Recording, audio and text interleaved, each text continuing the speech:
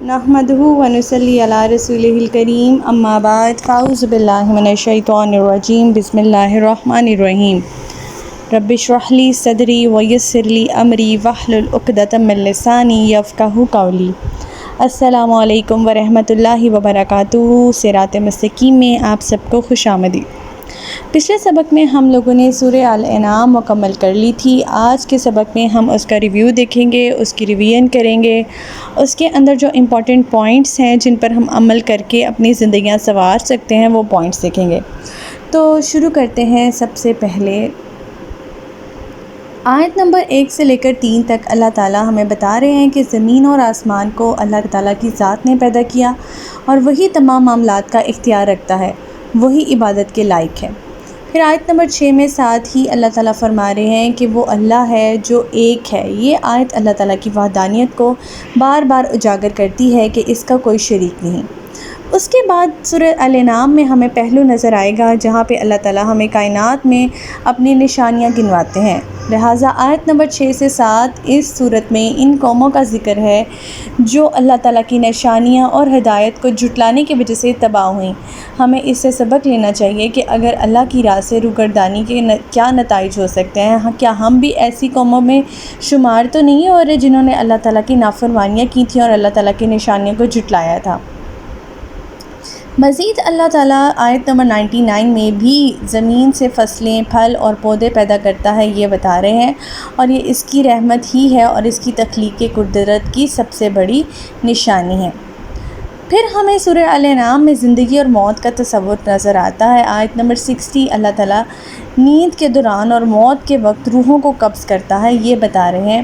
یہ زندگی کی ناپائیداری اور اللہ کی زندگی اور موت پر قدرت کی یاد دہانی دلاتی ہے۔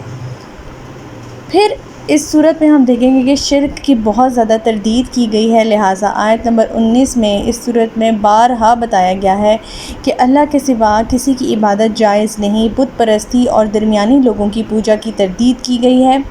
ساتھ ہی آیت نمبر 74 میں آیت نمبر 83 میں بھی ہمیں یہ پہلو ملتا ہے جہاں اللہ تعالیٰ ہمیں بتا رہے ہیں کہ حضرت ابراہیم علیہ السلام کی بتوں سے نفرت اور سچے خالق کی تلاش کی داستان شرک کی تردید کے لیے ایک بہترین سبق ہے۔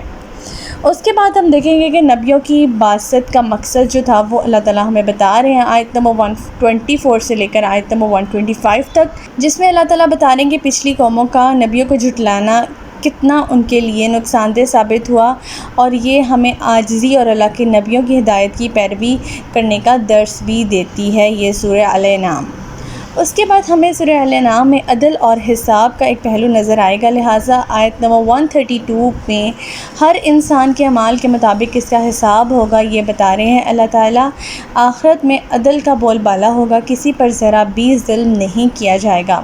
ساتھ ہی آیت نمبر 164 میں اللہ تعالیٰ نے اپنی اسی بات کو کنٹینیو کرتے ہوئے مزید فرمایا کہ کوئی روح دوسرے کے اعمال کا بوجھ نہیں اٹھائے گی، قیامت کے دن ہر شخص اپنے اعمال کا خود ذمہ دار ہوگا۔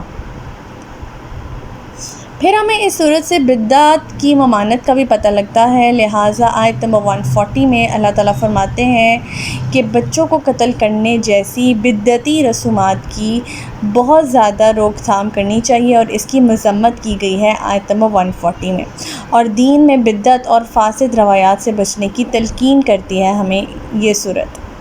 پھر اس صورت میں ہمیں اللہ تعالیٰ کی رحمت اور ہدایت کا ایک بہت ہی منفرد پہلو نظر میں آئے گا، جہاں اللہ تعالیٰ اپنی آیت نمبر 12 میں اپنی ذات پر رحمت لازم کر لی ہے۔ اللہ کی ذات نے یہ فرماتے ہیں کہ تمام مخلوق کو اس کی طرف لوٹنا ہے، اور یہ اللہ کی شفقت اور رحم کی یاد دہانی دلاتی ہے۔ آیت نمبر 153 میں بھی اللہ تعالیٰ فرما رہے ہیں کہ سیدھا رستہ وہی ہے جو اللہ کی طرف جاتا ہے اور اس سے ہٹ کر گمراہی ہے۔ اس کے بعد اوہام پرستی سے اجتناب کی بھی تلقین کی گئی ہے اس سورہ میں، لہٰذا اس سورہ کی آیت نمبر 148 میں جو ہمیں نظر آتا ہے کہ لوگ اکثر اپنی غلطیوں کو تقدیر کے ساتھ جوڑتے ہیں، اللہ تعالیٰ واضح کرتا ہے کہ انسان اپنے اعمال کے خود ذمہ دار ہے۔ پھر اس کی آخری آیت انتہائی ضروری آیت نمبر 165 میں اللہ تعالیٰ اس سورت کے آخری حصے میں انسان کو یہ یاد دلاتے ہیں کہ وہ زمین پر اللہ کا خلیفہ ہے اور روز قیامت اس سے اس کی ذمہ داریوں کا حساب لیا جائے گا۔ اب ہمارے لیے غور و فکر کرنے کے سوالات کیا ہیں جو یہ سورہ ہمارے ذہن میں اجاگر کرتی ہے؟ سورہ الانعام توحید کا کیا پیغام دیتی ہے؟ پچھلی قوموں کی تباہی سے ہم کیا سبق حاصل کرتے ہیں؟ روزمرہ کی زندگی میں ہم اللہ کی کن نشانیوں کو دیکھتے ہیں؟ ناشکری تو نہیں کرتے ہیں؟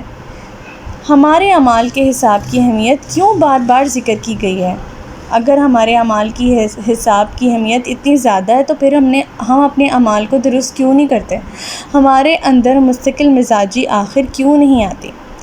تو ان شارٹ سورہ الانعام توحید، رسالت اور آخرت کے بنیادی عقائد پر روشنی ڈالتی ہے اور ہمیں ہمارے اعمال اور اللہ کے ساتھ تعلق پر گہری سوچ و فکر کی دعوت دیتی ہے۔